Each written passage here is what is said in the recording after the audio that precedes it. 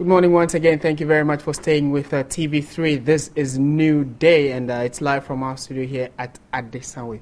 Okay, time now for the chamber, and today we are looking at one major issue that has dominated discussions in the last few years. And, you know, even in the last few days, we've had issues about procurement and the DICs and Ghana Revenue Authority, issues of procurement. We have someone who is quite well vexed when it comes to issues of procurement and has a few years of experience, a number of years of experience, and he's going to help us understand properly what goes into procurement, what is government's responsibility, what is their role, and how you, if you hear of a contract and you want to bid for it, the processes you need to go through. I'm talking of Dr. Ted Aforte Walters. Good morning, sir. Thank you very much for joining us. All right. Thank you for having me. Good. To start with, can you help us understand what procurement is and how does that sit in your institution? Thank you very much. Good morning to your cherished listeners. Procurement is basically what we all do right from home. You can think about when you wake up in the morning, you want to go out shopping. It's a form of procurement. Okay. Now, when you come to where I work in government, what we do is the Constitution of this country has empowered the President, Excellency, to spend the public funds to ensure that the people of this country would have shelter, protection, and dignified life in terms of infrastructure development. By delegation of authority, His Excellency the President is delegated this to the various ministries.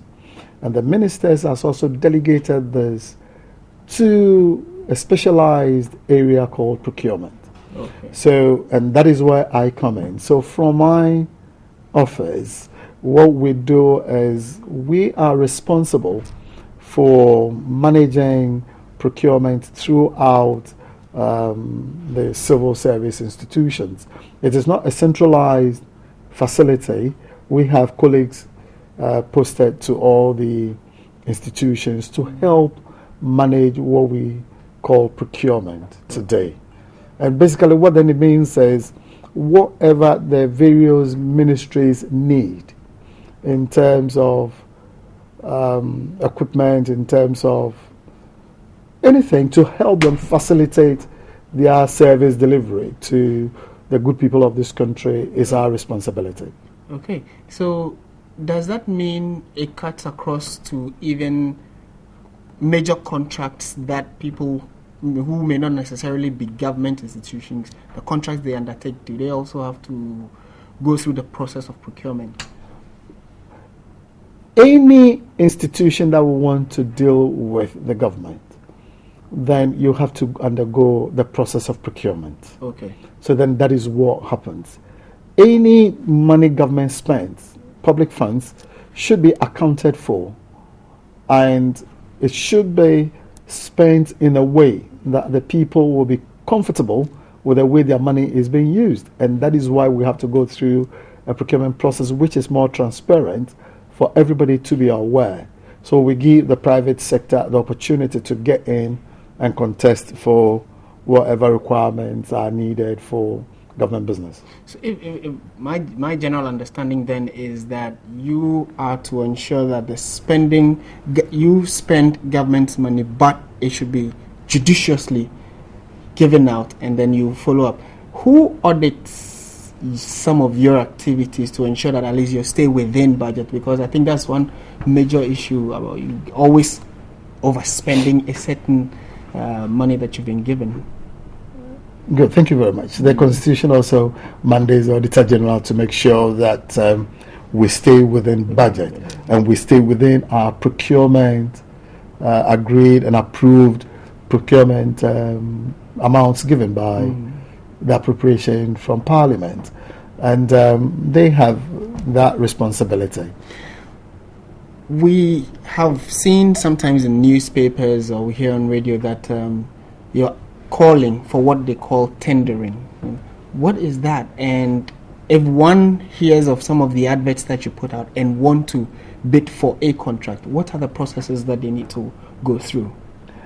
Good. Thank you very much. Around this time, before the budget is read in November for next year, what we're currently doing is we're working with our various institutions to try to put together requirements that will be needed for next year. Okay. And after we've put all these together, we call it a procurement plan.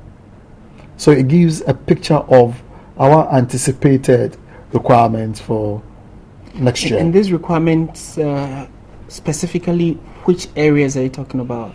It covers anything at all that the ministry or the institution is going to spend public funds on. Okay. So it covers everything. Okay. Now, when this is gone through, initially when this is done, it goes through vetting within the ministry. If it is accepted, then it goes through the Ministry of Finance for the Ministry of Finance to see whether the ensuing year's revenue will be able to cater for what we're asking for. If it's not, they come back and suggest that we need to look at our requirements again. Now, depending on our priorities, then what we have to do is maybe we'll have to slash some of them, or maybe some might have to be taken away before this is eventually incorporated into the budget. Okay. Now, the budget estimate is submitted by the Honourable Minister to Parliament. If it's approved, the appropriation bill is passed on, then the President finally signs. So when it gives the assent, then it means now that money can be used. Now, out of this, the plan we have, for instance, Ministry A, knows that by June, we needed to get, name it, whatever item. Maybe furniture? Yeah, if they need furniture. Depending, and we have a law in this country which shows the financial thresholds, monies that you want to spend, and the methods of procurement that you have to use. Okay. So, if you mentioned tendering, so if your spend goes a little higher and falls within that category, then what you're going to do is, we call it a typical national competitive tendering process. So the law also requires that you advertise this in a minimum of 2 known, widely circulated newspapers. Okay. It did not specify any. Which one? Yeah. So then if you publish it there, you have to go for 4 weeks. Now, with this notice, you have potential service providers coming in to say, yes, we think we can give you this. So then you provide them with what you call the tender document. So then they go to fill it and submit it at the close of the day. Okay. Now, after that, these are opened. So when they opened, we look at whether they meet the initial requirements. If they do, then the next stage is that we go to sit in technical and financial evaluation systems to make sure that now we want to select and see those that we can take forward till we have the final winner. So then this is how the tendering process goes. So when it goes through this process and the final winner is realized, then the committee that sits on it, which we call the Entity Tender Committee, would now recommend that, look, on the basis of the process that had gone through, we think that we're recommending this organization that you can do business with them. So there is a total audit trail of all activities that had gone on, and anybody who wants to verify, can see through all these things before the contract will be awarded. So now when the recommendation is given and approval is sought, then you can now then put the contract together, invite the service provider, and both parties will then sign. So when you sign, usually when you sign, you could just start the implementation. And there are certain requirements that precede the implementation. And not until those requirements have been met, then even though the contract has been signed, it can still be nullified. Okay. If you don't meet it within a agreed time space, then the employer or the government can still terminate the contract. Okay, it's seems to me that that is quite a cumbersome process, probably because we need to check that at every point in time due diligence is done. But do you not think that modern times should allow for things to be expedited while still enough and effective monitoring is done? Don't answer yet, hold your thought. Also, we'll be looking at the issue of sole sourcing. When maybe government decides that based on your years of expertise or the probably how you've been able to execute contract A, we think that for this one we are not going to open it to tender, we'll give it straight to you. What goes into some of these decisions? We'll be coming back for you to give us answers on those questions. But yeah, this is the chamber, and today we are looking at issues of procurement and the processes that one needs to undertake before you win a contract. And we're just about concluding on that. Then we'll also look at some other issues having to do with sole sourcing and when can government decide to appoint one institution and say we are giving you this contract, probably based on your years of record.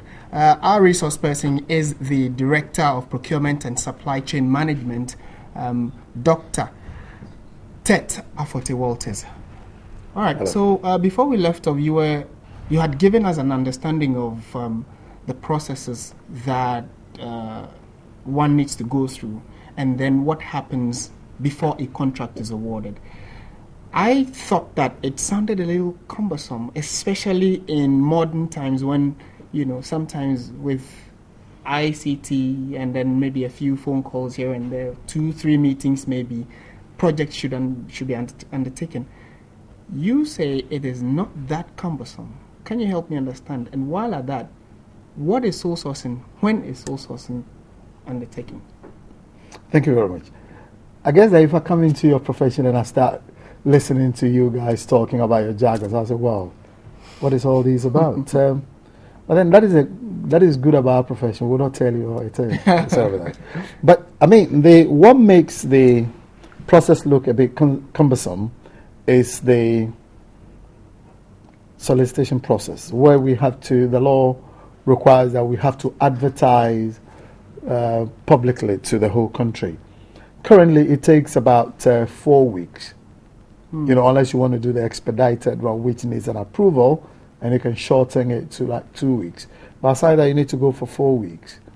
Now, in other jurisdictions that I've experienced before, we have what you call the prior indicative notice. Before the notification, your plan would already have been put out there.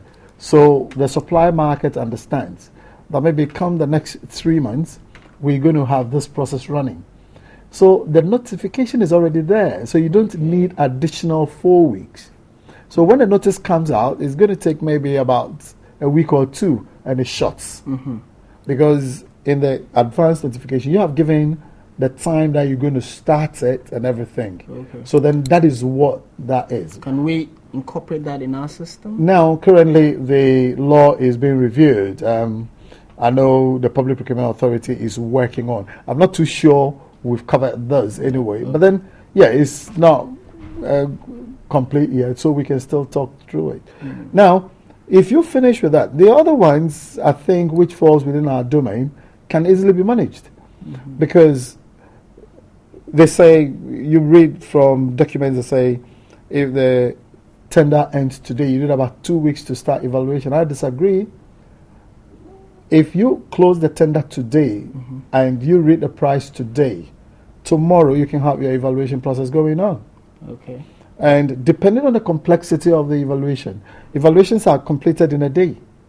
Given that it's complete in a day, between the next 48 hours, you should be able to submit your recommendation. Mm. So within 1 week, a recommended service provider should have been identified. Max 5 weeks. Mm. So give and take, within 6 weeks window, you should be able to have finished the tendering process. Now, if we succeed to reduce the solicitation process up to about 2 weeks, mm-hmm. then we could do it in between 3 and 4 weeks. Wow. And that should be the process. It isn't that difficult. It's not cumbersome. Mm-hmm. That is what we do. Yeah. Like, one heart surgeon will tell you doing heart surgery is very easy. We don't find it to be that cumbersome. Okay. Now, when you talk about, I guess you want to talk about single sourcing. Single sourcing. Good. Is there a difference between single sourcing and sole sourcing, or there is nothing like sole sourcing? Because There is. there is sole sourcing. Yes. And then we have single sourcing. But our law talks about single sourcing. But very often we hear sole sourcing also going out.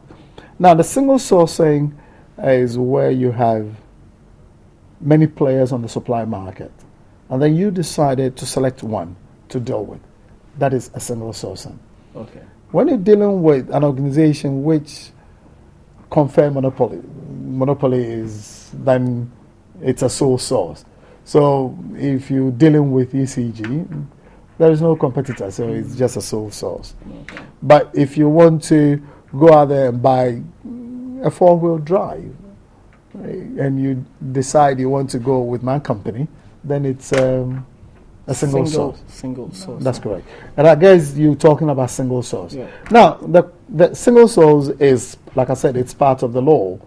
And what it means is if any organization decides to go for single source, then you need to apply to the Public Procurement Authority and explain why you think that there is a need for the single source. And the law is very clear on what will constitute or what would enable you qualify for a single source. So if it's not there, I know a few times that the Public Procurement Authority will say to you, can you go and come back again? Because you need to provide those evidence before they can proceed. But how does a company apply to, for instance, is it that they would have certainly had some prior notice or prior information out there that there is this project or contract that needs to be undertaken that they apply as wanting to be single source? It is not the responsibility of that company. To apply. It is us, the buyers, that Okay. go out and say, look, we have done our due diligence and we know that this is the company that can do it for us. Okay. For instance, think about the Bank of Ghana wanting to print currencies. They should be able to know the security company that can manage that. Right. And they would not have to put it in the newspapers. Okay. And then with this, they had to get to the Public Procurement Authority and say, look, this is a secure area. We don't want a number of organizations. So if the approval is given, they know who they're dealing with. If there is a slippage, they know who to hold. The same thing will happen to the Electoral Commission when they have to print ballot papers. Think about it if they give to all companies. Think about how our elections will look like.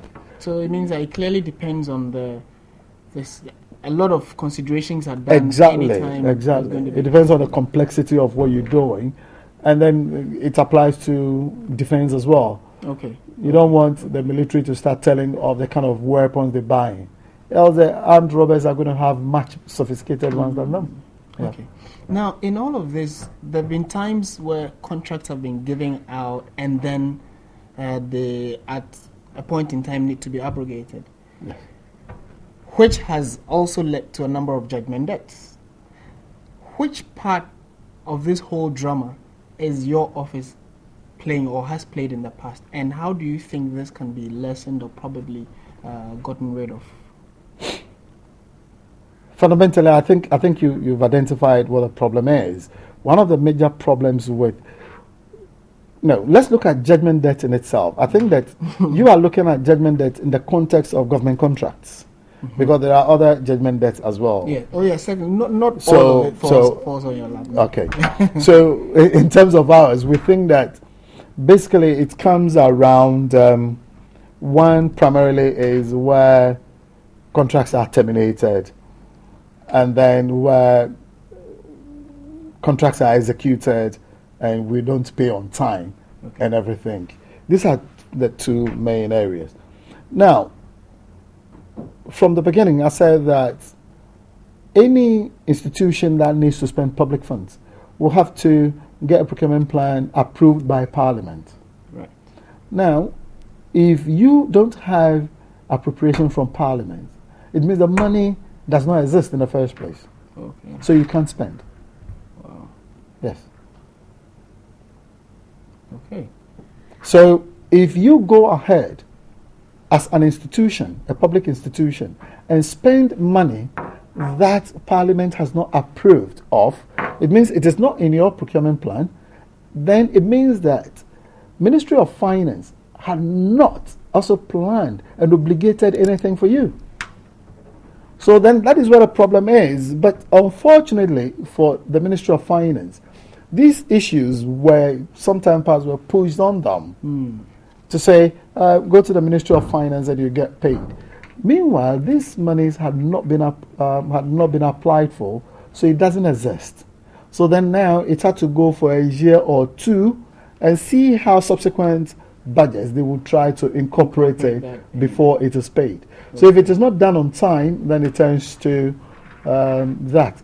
Now, when it comes to termination of contract, it depends on how we terminate a contract. The contract is also very clear in terms of its termination. And if we fail to follow the procedure as agreed, and we terminate, then we should be able to compensate wherever we've gotten to. Wow. If we don't, then that would also most likely land us there. In trouble. In termination, we have one provision we have not exploited in government, but we're trying to introduce it, and that is termination for convenience. Okay. The termination for convenience would enable us do match terminations and just pay for it and just go ahead without any problem of judgment debt. I have a lot more questions to ask because I think this is a subject area that lots of people seem to not grasp or not understand properly, but we seem to have run out of time. Maybe we would have to bring you back in the studio to help us finish and get proper clarity on what goes into procurement and why government would do what it does sometimes.